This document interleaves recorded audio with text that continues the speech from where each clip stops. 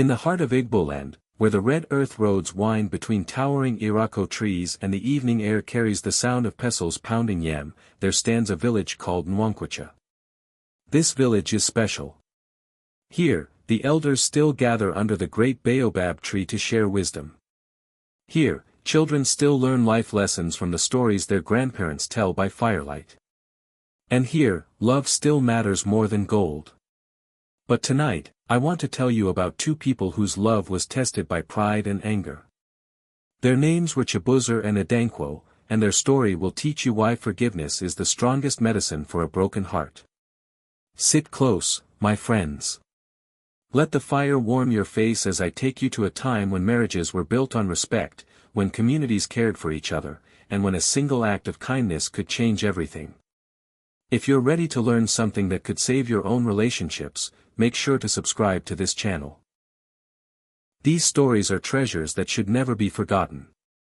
Chibuzor was known throughout Nwankwacha as the best hunter in 3 villages. His arrows never missed their target. His traps caught the fattest bush rats. When other men returned empty-handed, Chibuzor always brought meat for his family. He was tall and strong, with hands that could build a house or catch a snake with equal skill. But more than his hunting abilities, people respected Chibuzor for his good heart. Adankwo was the daughter of the village's most respected farmer. She could cook palm nut soup that made grown men cry with joy. Her hands could weave baskets so beautiful that traders came from distant markets just to buy them. When they married 5 years ago, the whole village celebrated for 3 days. The drums echoed through the hills, and even the ancestors seemed to dance in the trees. Their compound was always filled with laughter. Neighbors would visit just to feel the warmth of their love. Children played in their yard because they knew they would find patience and kindness there. But as the wise ones say, even the strongest tree can be broken by pride. The trouble began slowly, like a crack in a clay pot that grows wider each day. Chibuzor's success as a hunter made him proud. Other men began asking his advice, calling him Master Hunter and Provider of the village. The praise spread through his heart like honey, sweet but dangerous. Pride, you see, is like palm wine. A little bit makes you feel good. Too much makes you forget who you really are. Chibuzor started speaking louder at village meetings. He interrupted the elders when they gave advice. He began to believe that because he could provide meat for his family, he was better than other men. At home, he expected Adankwo to serve him like a king. He forgot to thank her for her meals. He stopped asking about her day. He treated her like a servant instead of his partner. Adankwo noticed these changes but said nothing. In her culture, a good wife supports her husband even when he is wrong. She hoped his pride would fade like morning mist. But pride, once it takes root, grows faster than weeds after rain. The explosion came on a busy market day when the whole village was gathered in the square. Adankwo was selling her beautiful baskets while Chibuzor traded his bush meat nearby. The sun was hot, and everyone was tired from the long day of buying and selling.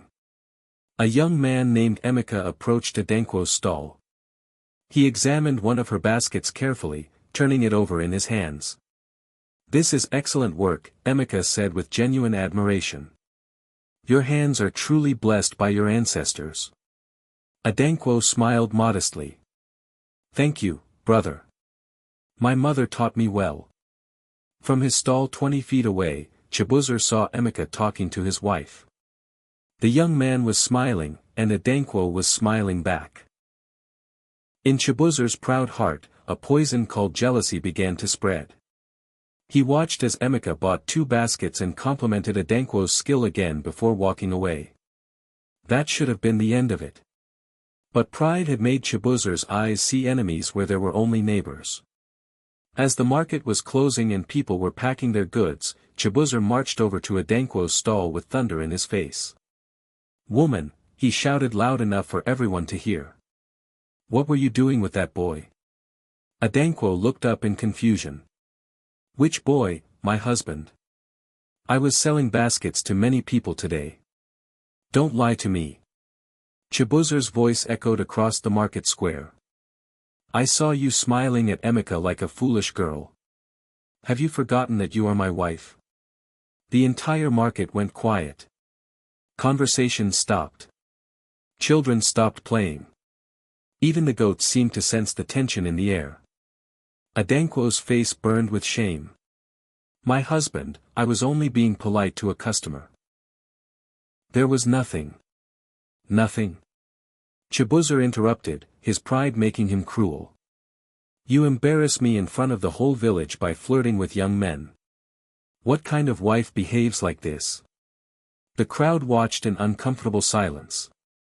Some people looked away, too embarrassed to witness such private pain made public. Adankwo felt like the ground was swallowing her. She had done nothing wrong, but now the whole village was staring at her like she was a bad woman. Please, my husband, she whispered, tears starting to fall. Can we talk about this at home? But Chibuzor was too angry to show mercy. At home? So can you tell me more lies? No, let everyone hear what kind of wife you are. Mama Ngozi, an elderly woman who had known both families for generations, stepped forward. My son, she said gently to Chibuzor, this is not the place for such talk. Take your wife home and speak with love, not anger. But pride had made Chibuzor deaf to wisdom. Don't interfere, old woman. This is between me and my unfaithful wife. The word, unfaithful, hit Adankwo like a physical blow. She gathered her unsold baskets with shaking hands while tears streamed down her cheeks. As they walked home in terrible silence, the damage was already done. Trust had been broken like a clay pot dropped on stones. From that day, their home became as cold as a tomb. Adankwo still cooked Chibuzor's meals, but she no longer hummed while she worked. She still washed his clothes, but her hands moved without joy. She still shared his bed, but her heart was locked away behind walls of hurt. Chibuzor noticed the change but was too proud to admit his mistake. Instead, he told himself that his wife was proving his accusations true by being cold to him. Their conversations became like business transactions. Your food is ready. Thank you. I'm going to the farm. Yes. The laughter that once filled their compound died like a fire without wood. Neighbors noticed the change immediately. No more children played in their yard. No more visitors stopped by in the evenings. The house that was once the heart of the community became an island of sadness. At night, Chibuzor would lie awake knowing something was terribly wrong but not knowing how to fix it. His pride was like a wall between him and the truth. Word of their trouble spread through Nwankwicha like smoke from a cooking fire. Did you hear about Chibuzor and Adankwo? Women whispered at the well. Such a shame, the men said at palm wine joints. They were perfect for each other. Pride destroys everything it touches, the elders observed sadly. Some people took sides. Some blamed Chibuzor for his public cruelty. Others wondered if maybe Adankwo had really done something wrong. But most people just felt sorry for both of them. They had seen many marriages die from the same poison, pride that wouldn't allow either person to say, I was wrong. The village matchmaker, an old woman named Mama Adara, shook her head when asked about their situation.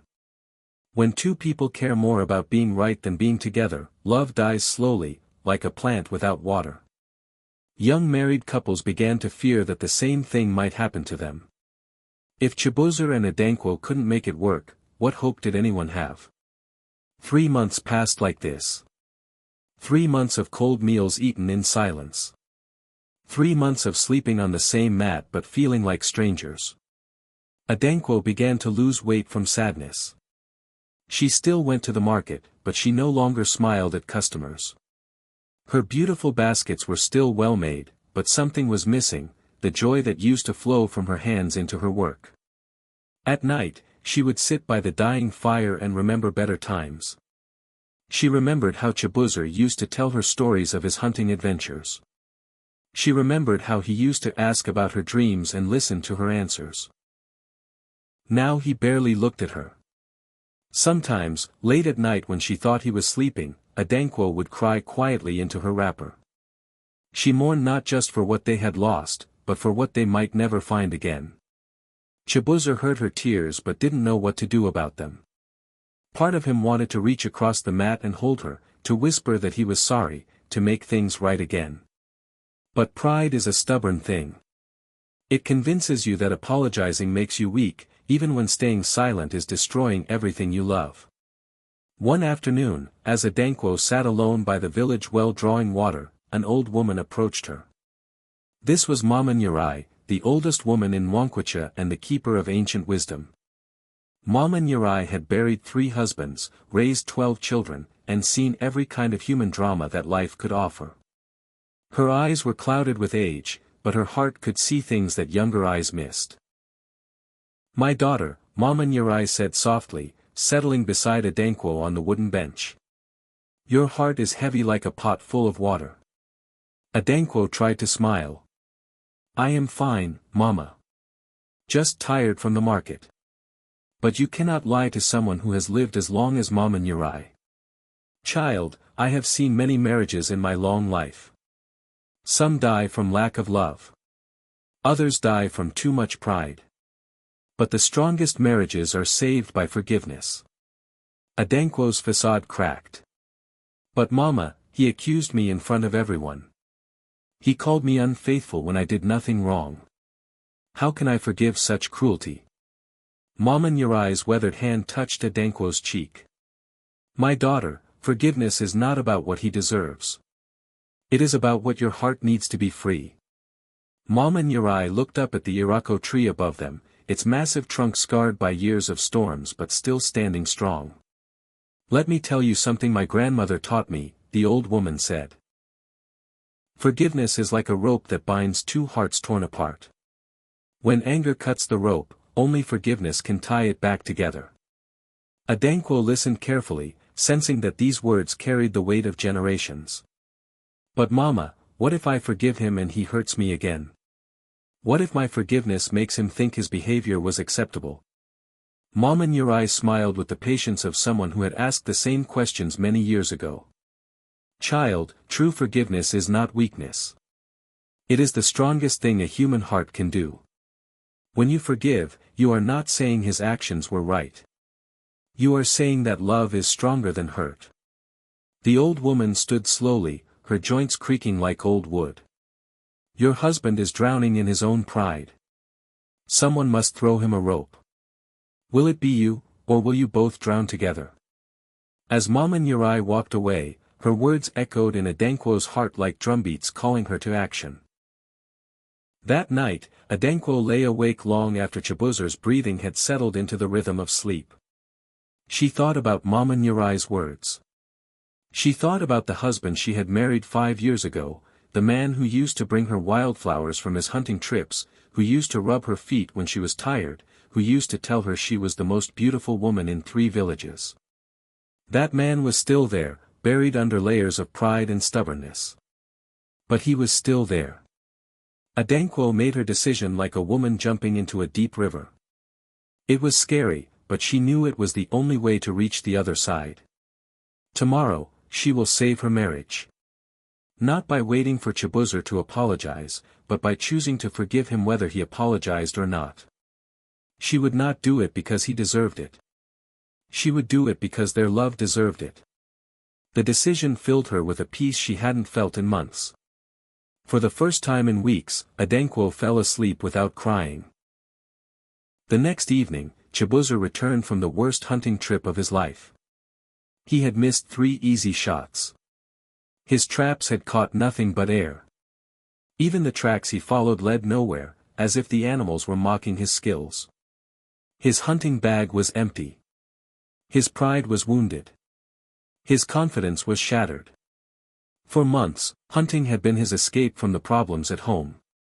In the forest, he was still the great Chibuzor, master of bow and arrow.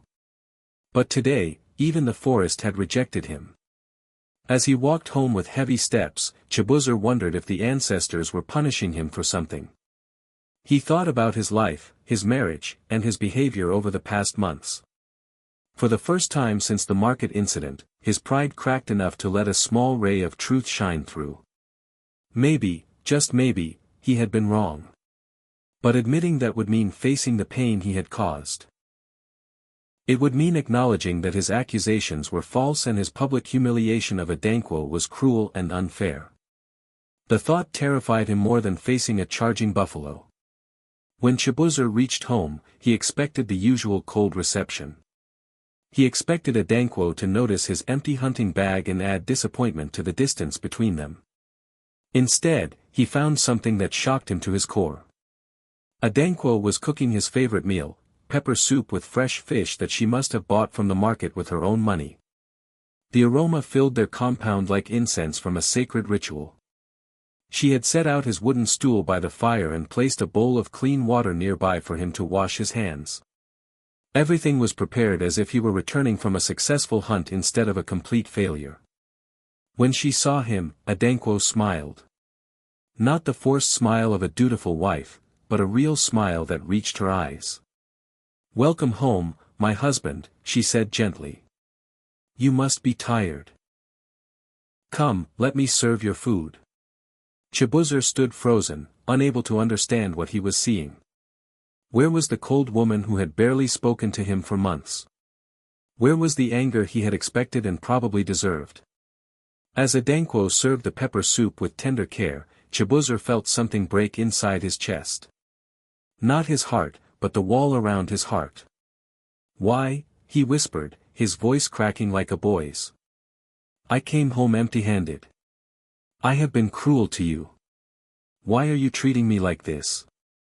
Adankwo knelt beside him, her eyes filled with a love that had somehow survived months of neglect and hurt. "Because you are my husband.